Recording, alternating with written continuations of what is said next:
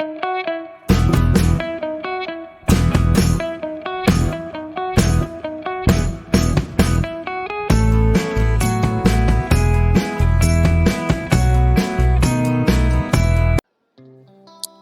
everyone, welcome back to my YouTube channel. On today's tutorial, I will demonstrate how to draft, cut and sew an all-round built-up neckline. In a previous tutorial, I demonstrated how to make an all-round built-up neckline that is close to the neck.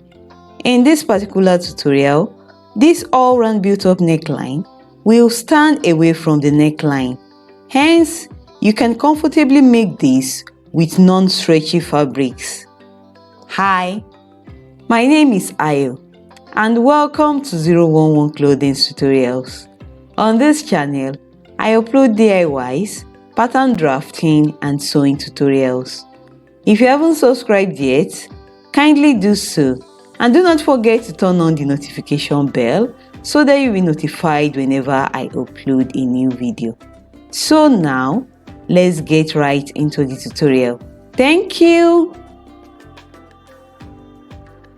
I'll be working with the following items: calculator, pins, tape measure, rulers and curves. Ideally, a pencil should be used to draft a pattern, but for tutorial purpose, I'll be using these marker pens, water erasable fabric pencil, a pair of paper scissors, a pair of fabric scissors, some interfacing, your fabric of choice. I'm using African print fabric, my basic bodice pattern. So I have here my basic bodice pattern, which I drafted using the bust dart technique. The tutorial for this will be above and in the description box below. I have deliberately not drawn out the front and the back neckline curves. This is because I want to calculate the dimension of the neckline myself, and also because I don't want to use 3 inches by 3 inches and 3 inches by 1 inch for the front and the back neckline curves, and assume that these values will work for me. My bust circumference measurement is 39 inches. I will now divide the bust circumference measurement by 12, and this is 39 inches divided by 12, and this is equal to 3.25 inches. So for the front neckline, I will use a value of 3.25 inches for the front neck width and also 3.25 inches for the front neck depth. For the back neckline, I will use 3.25 inches for the neck width, and for the neck depth, I will divide 3.25 inches by 3, and this is equal to 1.08 inches. I will now approximate this value to 1 inch. I will now go ahead and draw the back and the front neckline curves using the values 3.25 inches by 1 inch and 3.25 by 3.25.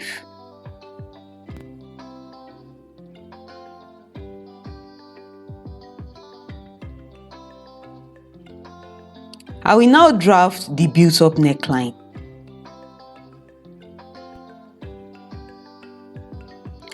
From the neck point, I will draw a vertical line upwards like this, using broken lines.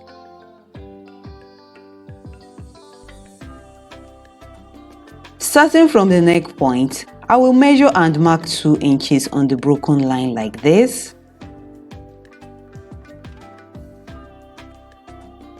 I will draw a vertical line upwards like this from the zip allowance at the center back.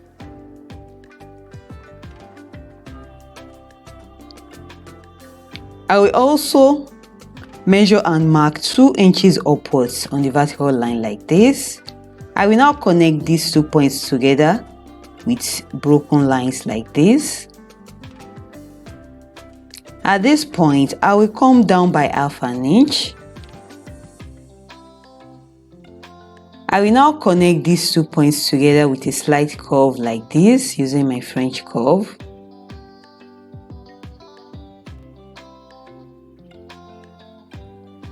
At the top edge of the raised neckline, I will measure and mark 1 inch like this.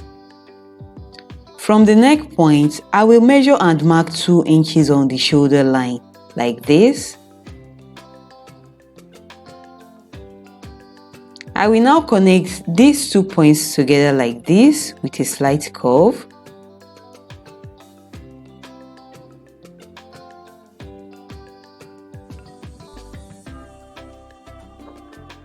On the front pattern, I will draw a vertical line from the neck points like this using broken lines. From the neck point, I will measure and mark 2 inches on the broken line like this. From the neck point, I will also measure and mark 2 inches on the shoulder line. From the 2-inch point on the broken line, I will measure and mark 1 inch outwards like this. At the base of the front neck depth, I will go up by 2 inches and I will mark the 2-inch point. I will connect these 2 points together like this with a curve.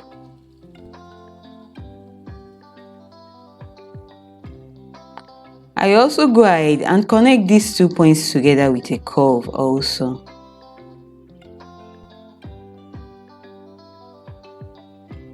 If I go ahead and cut out the built-up necklines like this, it will be too tight.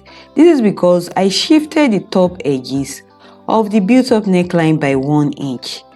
So I have to slash open the front and the back necklines and transfer some of the darts to the neckline till I have 1 inch openings at the front and also at the back necklines. So I will extend the center back line, the actual center back line, till it touches the raised neckline. From the center back point on the raised neckline, I will measure and mark 1.5 inches. I will now connect the 1.5 inch point to the tip of the waist dart like this using my ruler.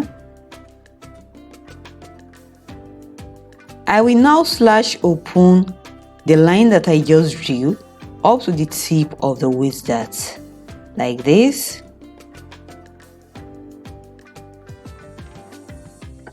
I will close part of the waist dart till I have 1 inch opening at the upper part of the line. I will place another pattern paper underneath it like this. I will sellotape it in place. I will sellotape the opening and the dart in place, while at the same time making sure that I do not have more than 1 inch opening at the top edge of the built-up collar.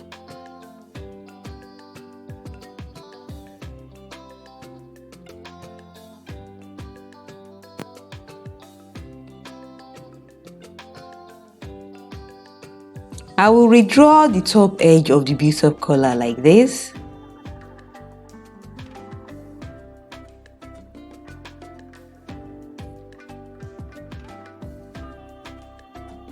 I will now cut out the back pattern.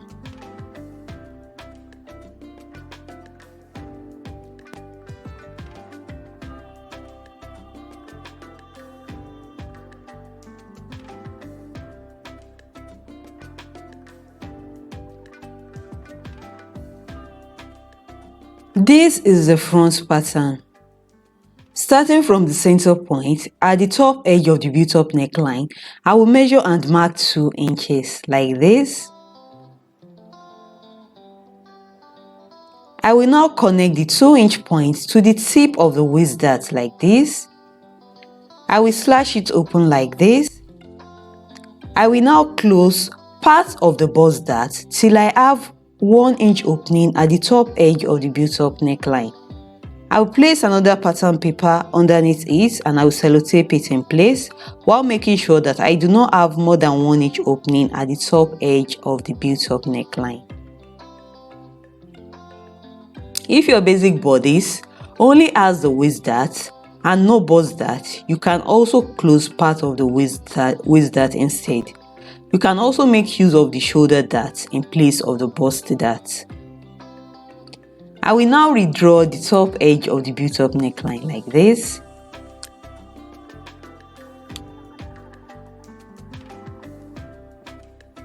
Next, I will compare the shoulder lengths of the front and the back patterns, making sure that they are equal in length, since these two will be sewn together on the sewing machine. The front shoulders is longer, so I will adjust the length such that it is equal to the back shoulders. I will mark the point and I will redraw the top edge of the built-up neckline again. The shaded part is no longer part of the built-up neckline, so the two shoulder lines are now equal in length.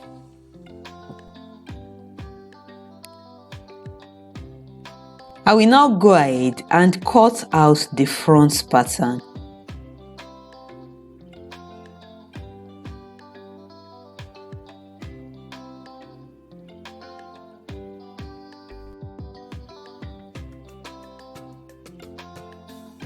So these are the front and the back pattern pieces which I'm going to cut out on my fabric. So now I have gone ahead to do the cutting on my fabric. I have also gone ahead to cut out the front and the back neckline facing. I used half an inch seam allowance all around the pattern except for the side seam where I used 1 inch side seam allowance. The center front was cut on fold. No seam allowance at the center back because there is already 1 inch zip allowance at the center back. I will notch the dart positions and I have already interfaced the wrong sides of the facing pieces.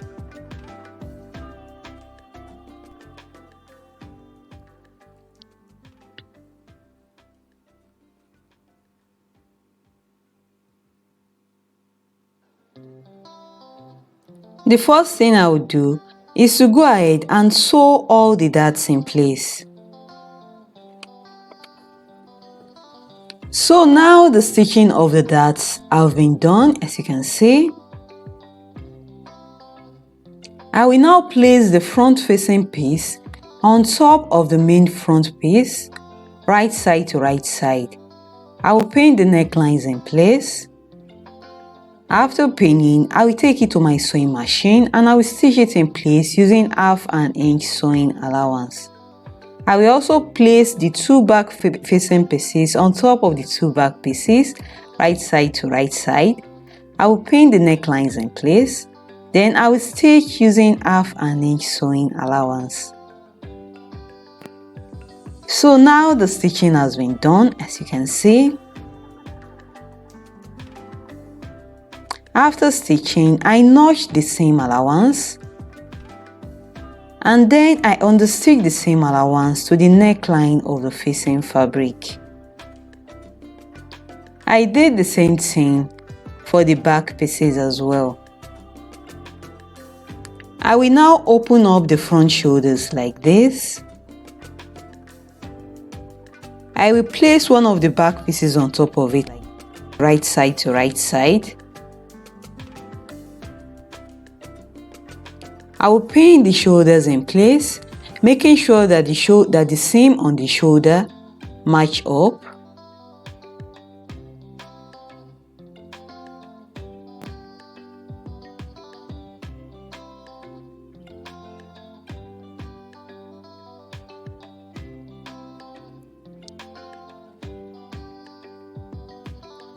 I will do the same thing on this other side as well.